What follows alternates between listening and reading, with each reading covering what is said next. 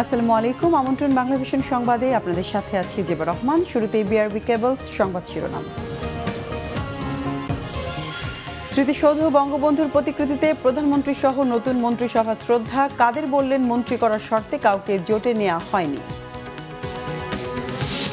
সচিবালয়ে নতুন মন্ত্রীদের প্রথম অফিস, পদচারণায় মুখর প্রশাসনের প্রাণকেন্দ্র সচিবালয়।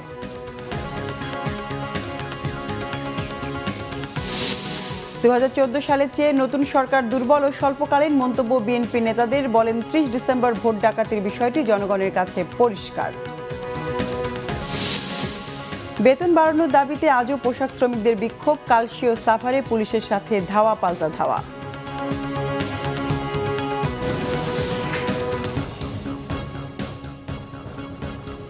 দেখছিলেন বিআরবি কেবলস সংবাদ শিরোনাম। এবার বিস্তারিত সংবাদ। নতুন মন্ত্রিসভার সদস্যদের নিয়ে বঙ্গবন্ধুর প্রতিকৃতি ও জাতীয় স্মৃতিসৌধে শ্রদ্ধা জানিয়েছেন প্রধানমন্ত্রী শেখ হাসিনা।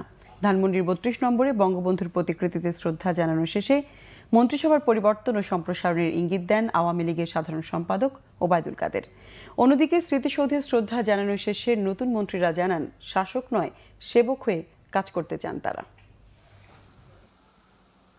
নতুন সরকারের মন্ত্রিসভা সদস্যদের নিয়ে সকালে ধানমন্ডি 32 নম্বরে যান প্রধানমন্ত্রী শেখ হাসিনা। এ সময় বঙ্গবন্ধুর প্রতিকৃতিতে ফুলেল শ্রদ্ধা জানান নতুন মন্ত্রিপরিষদ। পরে আওয়ামী লীগ সাধারণ সম্পাদক এবং সড়ক ও পরিবহন সেতুমন্ত্রী ওবায়দুল কাদের বলেন, সঠিক ব্যক্তিদের সঠিক দায়িত্ব দিয়েছেন প্রধানমন্ত্রী।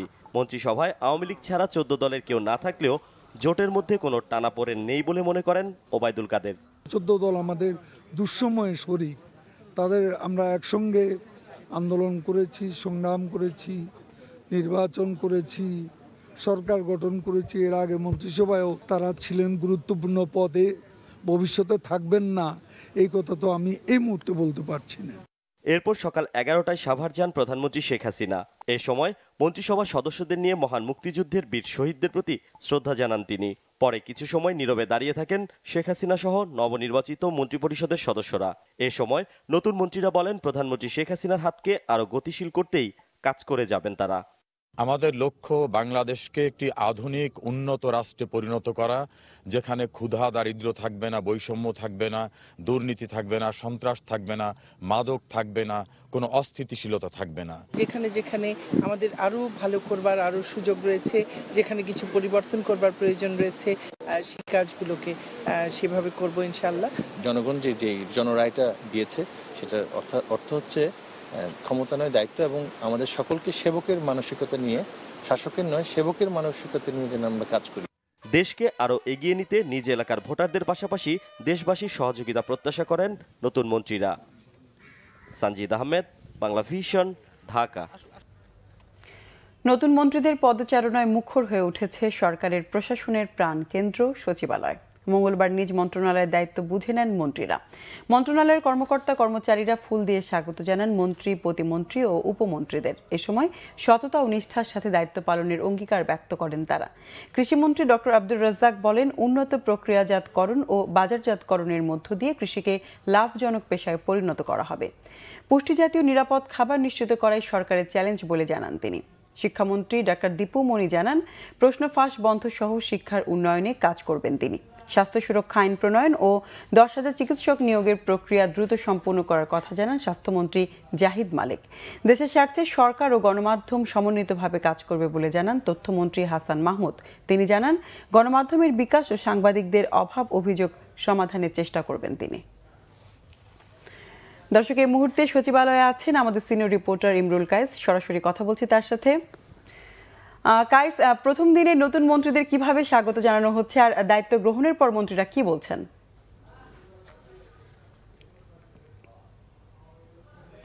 খাবারে ফুল দেওয়ার পরই সব মন্ত্রী পরিষদের সদস্যরা সচিবালয়ে প্রবেশ করেছেন।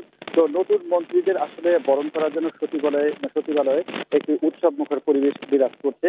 প্রত্যেকটি মন্ত্রণালয়ের মন্ত্রী, প্রতিমন্ত্রী থেকে শুরু করে উপমন্ত্রী যারা হয়েছেন তাদেরকে ফুলের মালা দিয়ে বরণ করে নেওয়া হচ্ছে। শুধু মন্ত্রণালয়ের কর্মকর্তা কর্মচারী এটাই না, এছাড়াও আমরা দেখতে পাচ্ছি যে বাইরে থেকেও অনেকেই দলীয় নেতাকর্মীদের পাশাপাশি যারা মন্ত্রী হয়েছেন বা উপমন্ত্রী প্রতিমন্ত্রী হয়েছেন তাদের শোভানুধ্যায়ীরাও ফুলের মালা নিয়ে আসছেন এবং ফুলের তোড়া দিয়ে মন্ত্রীদের বরণ করছেন।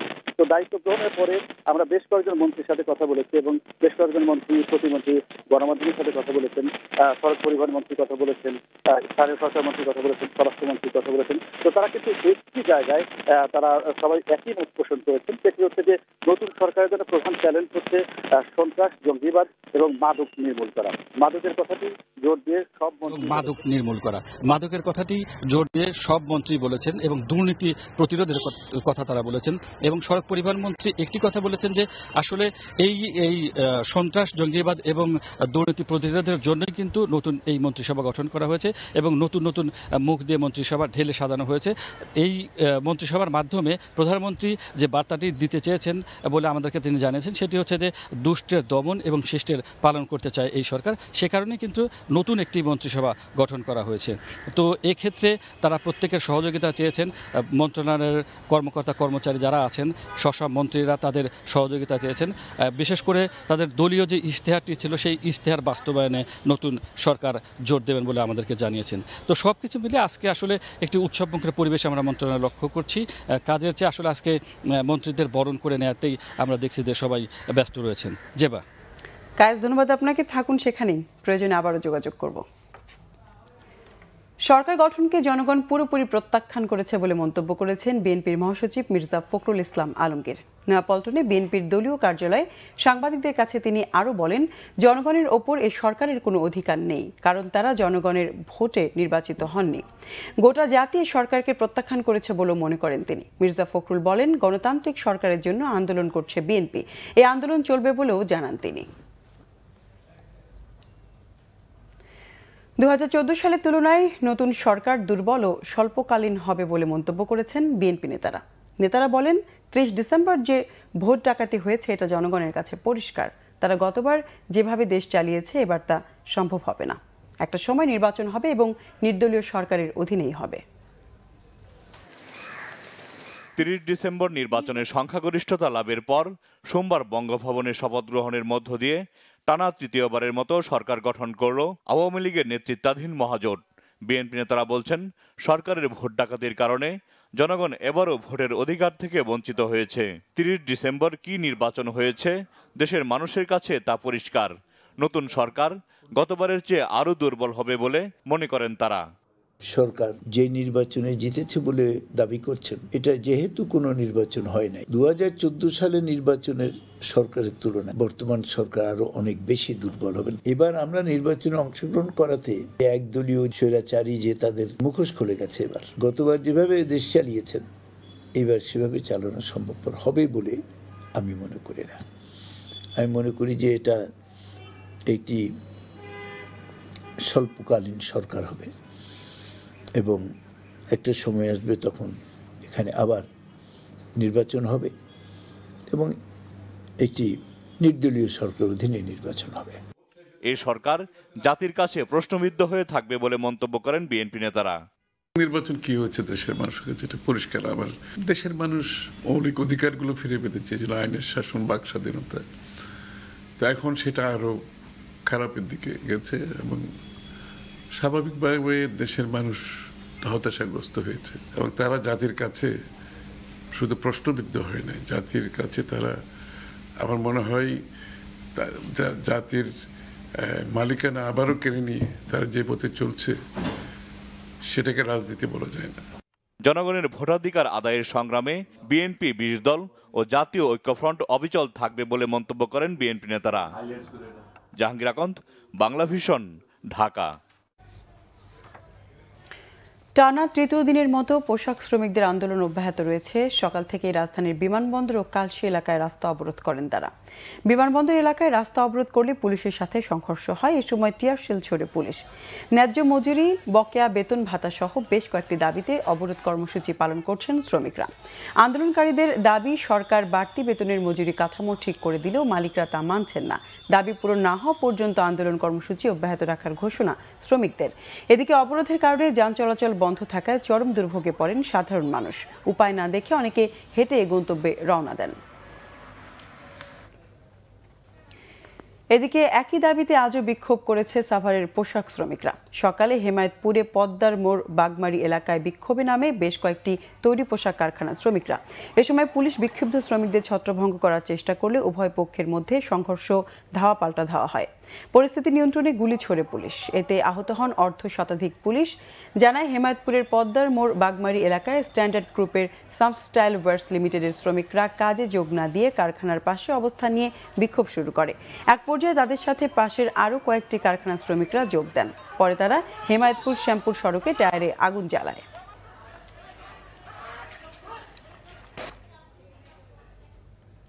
এ পর্যায়ে নিচ্ছি সিবিসি টাইলস সংবাদ বিরতি। সাথে থাকুন, ফিরে এসে থাকছে মিয়ানমারের পর জেদ্দা থেকে এবার রোহিঙ্গাদের বাংলাদেশে পাঠানোর আভাস সৌদি আরবের।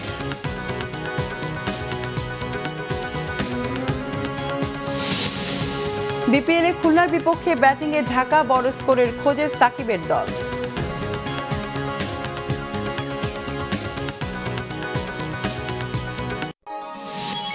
আপনারা দেখছেন বাংলা ভিশন সংবাদ।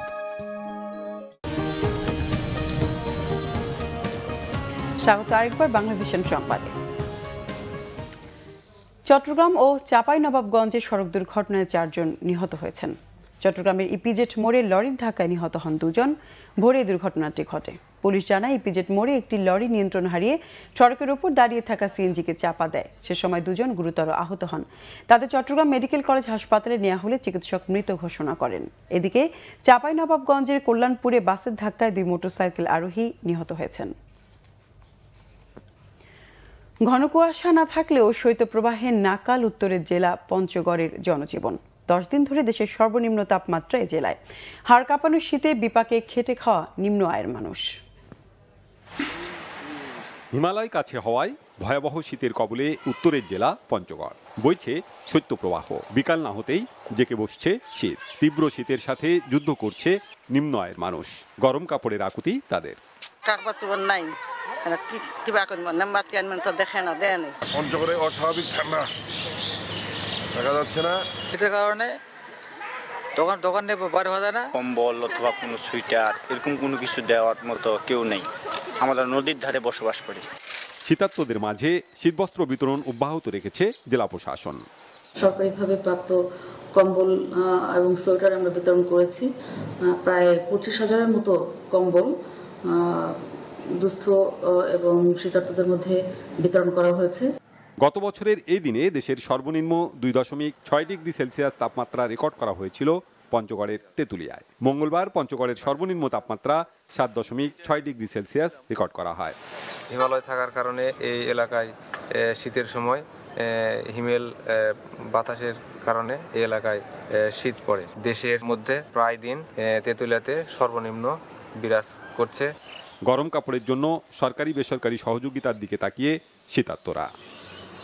Bangla vision news desk.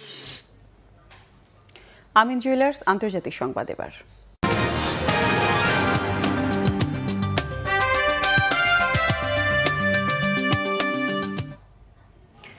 মিয়ানমারের পর এবার সৌদি আরব থেকেও রোহিঙ্গা মুসলিমদের বিতাড়নের প্রস্তুতি চলছে।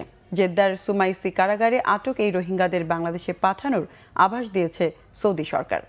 রবিবার মিডল ইস্ট আই নামের এক ওয়েবসাইটে প্রকাশিত ভিডিও ফুটেজের বরাত দিয়ে আল জাজিরা জানায়, এই রোহিঙ্গারা প্রায় 6 বছর ধরে সৌদির কারাগারে বন্দী। নিজেদের রোহিঙ্গা দাবি করা এই কয়েদিদের দাবি, হজের ভিসা নিয়ে সৌদি গেলেও কাজের জন্য সেখানেই থেকে যায় তারা। এখন সৌদি কর্তৃপক্ষ তাদেরকে বাংলাদেশে পাঠানোর প্রস্তুতি নিলেও রাজি নয় তারা। এদিকে জার্মানির মানবাধিকার কর্মী নে সান লুইন জানান, 2012 সালে রাখাইনে নির্যাতনের শিকার অনেক রোহিঙ্গা সৌদি আরবে গেছেন। সে সময় ভারতীয়, পাকিস্তানি, বাংলাদেশি ও নেপালি হিসাবে নিবন্ধিত হওয়ায় সেখানে তারা রোহিঙ্গা হিসেবে পরিচিত নয়। তাই সৌদি সরকারের এই সিদ্ধান্তের বিরুদ্ধে মানবাধিকার সংস্থাগুলোর কিছু করার সুযোগ নেই। লুইন আরও জানান, সৌদি সরকার এই বন্দীদের নিতে 4 দেশের দূতাবাসকে তাগিদ দিলেও একমাত্র বাংলাদেশ ছাড়া কেউই সাড়া দেয়নি। সংবাদ শেষ করব বিআরবি কেবল শিরোনামগুলো আরেকবার জানিয়ে। স্মৃতিসৌধ ও বঙ্গবন্ধুর প্রতিকৃতিতে প্রধানমন্ত্রী সহ নতুন মন্ত্রিসভা শ্রদ্ধা। কাদের বললেন, মন্ত্রী করার শর্তে কাউকে জোটে নেওয়া হয়নি। সচিবালয়ে নতুন মন্ত্রীদের প্রথম অফিস, পদচারণায় মুখর, প্রশাসনের প্রাণকেন্দ্র সচিবালয়।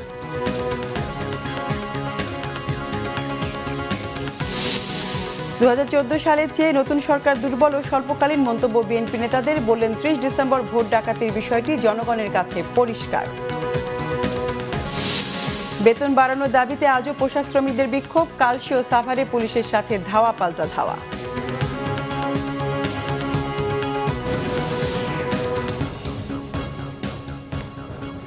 দর্শক, ছিল এখনকার মতো। পরের সংবাদ বিকেল 4টায়। এর আগে 3টায় রয়েছে নিউজ টপ 10 দেখার আমন্ত্রণ রইল।